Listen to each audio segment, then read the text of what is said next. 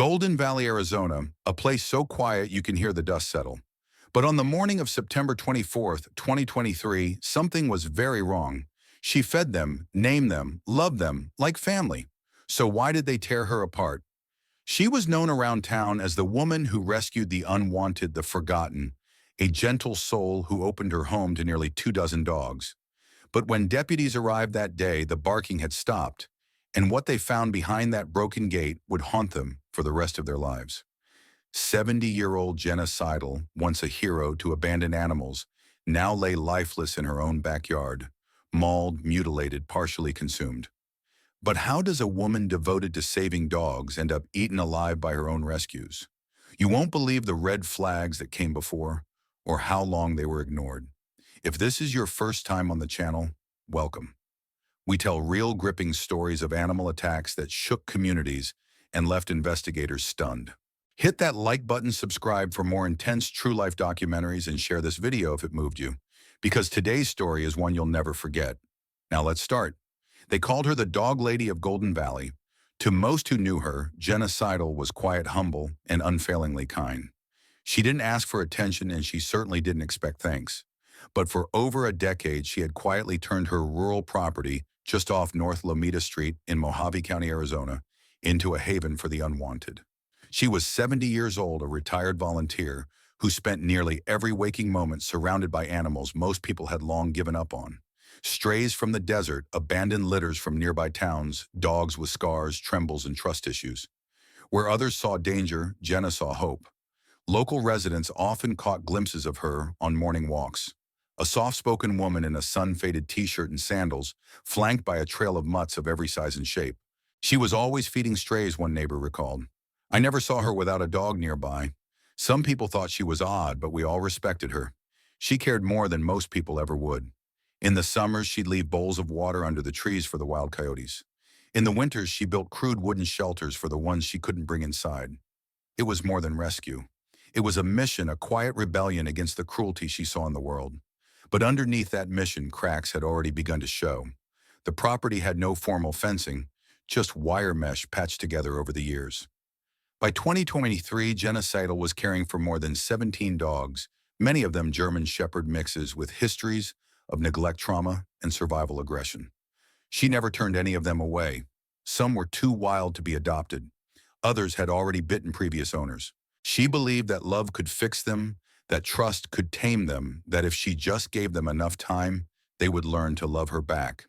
But love, no matter how deep, can only go so far. And sometimes the very thing we try to save is what ends up turning on us. Unbeknownst to many, whispers had already begun spreading in the neighborhood. Strange barking at night fights among the dogs. Scratches on Jenna's arms that she waved off with a smile. Just a little tussle, she'd say. They're still learning. Still, she never stopped, never slowed down. She had no staff, no volunteers, and no backup plan. It was just Jenna and the pack she believed she'd saved. But behind those eyes, behind that peaceful exterior, was a growing storm, a dangerous imbalance of power. Because the truth was, Jenna was no longer in control of her own rescue, and soon it would devour her. By late summer 2023, Jenna Sidle's peaceful mission had become something else entirely. Her once loving sanctuary, nestled just beyond the dusty outskirts of Golden Valley, had turned into a fortress of barking, pacing, and rising tension. 17 dogs roamed her property, mostly large breed shepherd mixes, each with its own story of survival. Some had come from the harsh streets of Kingman, others dumped on the side of remote highways under the blistering Arizona sun, scarred, skittish, reactive. They were animals shaped by hardship, and though Jenna had meant to save them, she may never have realized just how broken they truly were. None of them had formal obedience training. There were no kennels, no designated enclosures, just wide-open desert land, makeshift shade from warped plywood, and bowls of water that often tipped over under the chaos of pack scuffles. Jenna believed giving them freedom was the kindest choice, but to anyone looking in from the outside, it was clear this wasn't a rescue, it was a risk. Over the years, complaints began piling up at the Mojave County Sheriff's Office. Reports of aggressive dogs seen lunging at passing vehicles, mail carriers who refused to approach the property, neighbors frightened to walk past after sundown. Some even claimed they saw fights break out among the pack, vicious and loud, only for silence to return the next morning like nothing had happened. But every time deputies arrived, Jenna insisted she was fine, that the dogs just needed time to heal, that she had it under control. The reports were written, the warnings were made, but nothing ever changed. Behind those chain-link fences, something was shifting the dynamics of the pack, the hierarchy, the instincts. And Jenna, gentle elderly Jenna, was no longer seen as a leader, but as a vulnerable figure in the middle of an increasingly volatile situation. More than once she was seen with scratches down her arms, torn sleeves, bruises across her legs. She always smiled through it. They get excited, she'd explain softly. They mean well, they're still learning. But what Jenna may not have realized is that dogs, especially in packs, learn fast. And when discipline is absent, when food is limited, and when survival becomes routine, nature takes over. These weren't just pets anymore. They were a unit, a pack. And in every pack there comes a moment when the weak are no longer protected. Jenna loved them. She believed they loved her back. But behind closed gates and boarded windows, her noble mission was already spiraling out of control, and soon it would turn deadly. The signs were there, not just subtle ones, but flashing, screaming red flags that only hindsight could illuminate clearly. Over the years, the Mojave County Sheriff's Department had received multiple calls regarding Jenna Sidle's property on North Lumida Street. Reports ranged from loose dogs terrorizing the road to complaints of loud fights echoing from her backyard at night. Some of the dogs had already displayed aggressive behavior toward neighbors, lunging at fences, chasing livestock, even biting a delivery driver who had tried to leave a package by her gate. In one call from early 2022, a deputy noted that the dogs were becoming unmanageable and that Jenna appeared overwhelmed but dismissive. When they advised her to consider rehoming some of the animals or seeking help from local shelters, her answer never changed. No, she'd whisper, they've already been abandoned once. I won't be the second person to give up on them. To Jenna, giving up a dog, even one that had bared its teeth at her, meant betrayal. She believed loyalty had to go both ways, that with time, love could fix anything. But love alone wasn't enough to hold back a pack of traumatized territorial dogs. Even as the warnings mounted, Jenna's resolve only grew stronger.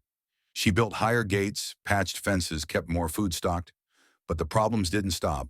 One neighbor who asked to remain anonymous later told investigators, we used to hear her yelling, not angry, just desperate. You could tell she was losing control. At one point, a former friend offered to take two of the more aggressive dogs off her hands. Jenna refused. They stay together, she insisted. Separating them would only make them worse. By the summer of 2023, the property had become a boiling pot of fear and frustration. Dogs constantly fighting for dominance, barking into the night. And Jenna caught somewhere in the middle, clinging to a dream that had long since turned into a nightmare. But nobody pushed harder. Nobody intervened. And in a remote desert town where help is far and pride runs deep, Jenna was left alone, with 17 dogs, with rising tension, with hope that love would win out. It didn't. And within weeks of that final warning, her silence would echo louder than any bark ever had. It was a Sunday, September 24th, 2023, and the desert air in Golden Valley was already warming under the rising sun. At 7:30 a.m., Jenna Sidle stepped out of her back door, a familiar plastic bucket in her hand, filled with dry kibble and scraps from the night before. Feeding time. The dogs were already restless, 17 of them, clawing at the wire fencing, growling, circling, pacing. Some barked in anticipation. Others fought to get closer. She had done this every morning for years. But this morning, something was different. By 8:15, the property had fallen eerily silent. No barking, no shouting, no movement. By 11:03 a.m., a neighbor finally made the call. The dogs are loose again, and I haven't seen Jenna. Her truck's still there and the front gate's wide open. Something's not right. Deputies from the Mojave County Sheriff's Office responded quickly, arriving at the 5300 block of North Lumida Street. As their vehicles crunched onto the gravel driveway, the first thing they noticed wasn't the silence. It was the movement. Dozens of eyes peering at them from behind makeshift barricades. Dogs, large, tense, aggressive, hovered near the house lips, curled shoulders stiff, some covered in what looked like dust and something darker. The front porch was empty. The back gate was bent. A trail of paw prints, some smeared in red, led around the side of the property. Guns drawn, they moved cautiously. The dogs snarled but didn't scatter, as if they weren't afraid of humans anymore. And then they saw her. Face down in the dirt, half covered in claw marks and torn fabric, Jenna Sidle's lifeless body lay just feet from her overturned feed bucket. Her hands were bloodied, one shoe missing. Her left leg had been shredded below the knee, and her shirt hung in ribbons from her back. The injuries weren't from a single bite, but many. Some of the dogs were still circling her. Others stood motionless, tails down, heads low, watching. Deputies radioed for backup, but no one could unsee what was already burned into their minds. A veteran officer would later whisper to a colleague, "In all my years, I've never seen something like that, not like this." Animal control units arrived minutes later. They had to use tranquilizers and tasers to control several of the dogs. A few were so aggressive, so frenzied, they were put down on the spot. And in the middle of it all, what had once been a sanctuary, lay the woman who had refused to give up on them. She had gone out that morning to feed her rescues and never came back. What they found next would turn the stomachs of even the most seasoned officers. She hadn't stood a chance. When deputies stepped closer, their boots sinking slightly into the soft, sand-covered soil behind Jenna Sidle's home, they could finally see the full horror of what had happened. Her body, what remained of it, was twisted near a half-buried cinder block. Her clothing was torn, barely recognizable, ripped open by teeth and claws. Her skin was marked with deep lacerations, some jagged, some almost surgical. But it wasn't just the brutality of the injuries that haunted them. It was the unmistakable evidence that she had tried to crawl away. Just beyond where she lay, smeared drag marks curved through the dust. Tiny furrows etched into the earth where her hands had clawed for grip. Her fingernails cracked, blood pulling in streaks behind her. She had made it no more than a few feet. They could see it clearly in the blood patterns. Jenna had been conscious during the attack. Conscious enough to try to escape. Conscious enough to realize the dogs she had once fed, named and protected, were now tearing her apart. 15 dogs still roamed the yard when emergency units arrived. Not one of them barked. Some growled as officers approached the body. Others stared blankly unmoving, as if their frenzy had passed, and now there was nothing left inside them. A few of the dogs bore fresh wounds of their own from fighting each other, or perhaps from Jenna's last desperate attempts to fight back. Bite marks laced their muzzles, their fur matted with blood. Not all of it hers. Animal control had no time for compassion. The scene was unstable. Multiple dogs charged at responders, teeth-bared eyes locked in on the threat. The decision was made on the spot. Several of the animals were euthanized right then and there, put down to prevent further attacks. The rest were corralled, sedated, and removed in crates. Even then, the aggression didn't stop. Snapping jaws echoed from the trucks as the last of the pack was hauled away.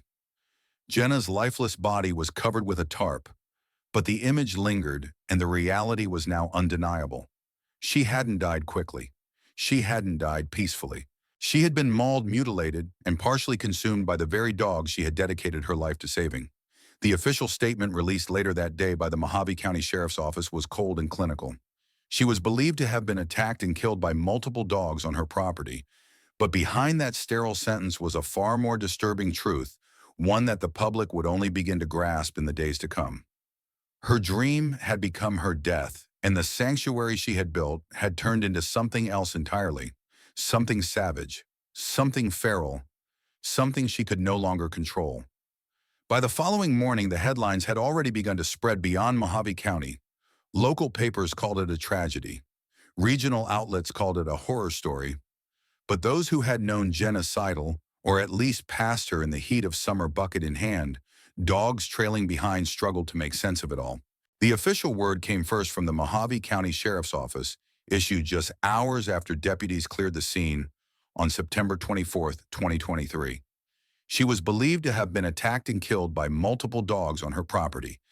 The confirmation was cold, clinical, almost too clean for what had actually happened. Days later, the autopsy report brought little comfort. The findings were brutal but clear: canine bite injuries, multiple points of trauma, defensive wounds to the hands and arms, and fatal blood loss.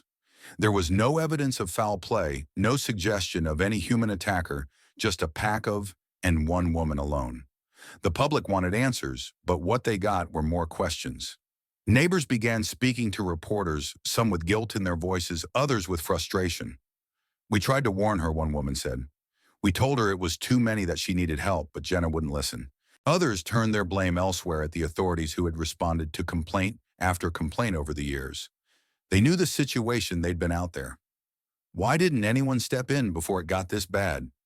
The truth was ugly. Jenna hadn't just been living with too many dogs. She had been overwhelmed, maybe even in denial, caught in the emotional quicksand of a mission that had once brought her peace and eventually brought her death. Whispers of animal hoarding surfaced, quiet conversations about mental health compassion, fatigue, and the lack of clear state regulations for private rescues like hers. But it was all too late. The damage had been done, and still the community grieved. The family, already reeling from the loss, was shattered. They released a brief statement thanking first responders and asking for privacy, but never addressed the dogs or the conditions she lived in. Maybe they couldn't, maybe they didn't know. Local outlets captured the public sentiment with a shocking clarity. It's the kind of tragedy you'd never expect from someone who loved animals so deeply. But love, as powerful as it is, can't fix everything. And sometimes it blinds us to what's coming until it's already too late. So now the question lingers, echoing across the desert like a warning carried on the wind. Was this preventable? Or did Jenna Sidle, with all her goodness, all her heartbreak, and all her devotion, refuse to be saved from her own compassion? In the days that followed the tragedy on North Lomita Street, the questions no longer centered only on Jenna Sidle, but on the dogs themselves. Were they killers, or were they victims too? Animal behaviorists, rescue volunteers, and former trainers began to weigh in. The conclusion was as complicated as the woman who raised them. These weren't just bad dogs. They were traumatized, under-socialized, and reactive animals, brought together under one roof with no structure, no discipline, and no safe outlet for their instincts. Experts pointed to a harsh reality. Untrained dogs in large unregulated packs often revert to primal behavior. Without clear leadership, the pack establishes its own hierarchy. Power struggles erupt, survival instincts awaken, and the line between domesticated pet and wild animal begins to blur. Some of the dogs had been born on the property. Others had spent years in Jenna's care, never leaving the dusty perimeter, never encountering the outside world, and never learning to trust anyone but her. Over time, they became territorial, suspicious of strangers, and dangerously reactive to one another. Jenna believed her love could soften them, that time and food in gentle hands could overwrite years of fear and trauma. But trauma doesn't fade just because we want it to. It waits, it festers, and in a pack with no rules, it spreads like wildfire. The ethical questions came quickly. Were these animals to blame, or had they simply been left with no other language but violence? Had Jenna, in trying to be their savior, unwittingly created the conditions for her own destruction? Animal control confirmed that several dogs had to be euthanized on site, too aggressive, too far gone to be safely removed. Others, though, sedated and captured, were held under observation in local shelters, their fate uncertain, their eyes still wide with the kind of fear that speaks of hunger, confusion, and chaos. One rescuer who had visited the site days after the incident was quoted anonymously, "They weren't monsters, they were broken survivors. They were all just waiting for someone to tell them what to do, and no one ever did." Jenna had taken them in because the world didn't want them. She gave them food, shelter, and her entire heart. But in the end, no one could be rescued. Not them, not her. And somewhere in that quiet desert yard under the cracked Arizona sky, the line between savior and victim vanished completely. Because sometimes even love becomes dangerous when it's given without limits. And sometimes the very lives we save are the ones that take us down. The wind moves slowly through the yard, now silent, still no barking, no claws scraping against the fencing, no shadowed eyes watching from corners, just dust drifting through the 5300 block of North Lomita Street. An old water bowl tipped on its side, a cracked feeding bucket half buried in the sand, and a single bouquet of fading flowers tied gently to the rusted front gate. It is a place that once held hope, now it holds only memory. Jenna Sidle died doing what she loved, giving broken things a second chance. But love, when given without boundaries, without help, without structure, can become something else. Something dangerous, something deadly. Her story is not just about dogs or danger. It's about what happens when compassion becomes isolation. When one woman shoulders a weight no one could carry alone, and no one steps in until it's too late. So if you or someone you know is overwhelmed by animals, by good intentions gone too far, reach out, ask for help, offer support, because sometimes the people who seem the strongest are the ones barely holding it all together. Compassion should never cost your life. She gave them a home, they took her life. If this story impacted, you don't scroll past. Like this video to help more people hear Jenna's story. Share it with someone who needs to understand the risks of compassion without limits. And subscribe to this channel for more powerful real-life documentaries that reveal the hidden tragedies behind animal rescue survival and loss. Your engagement helps us keep these stories alive and may help save lives. Thanks for watching.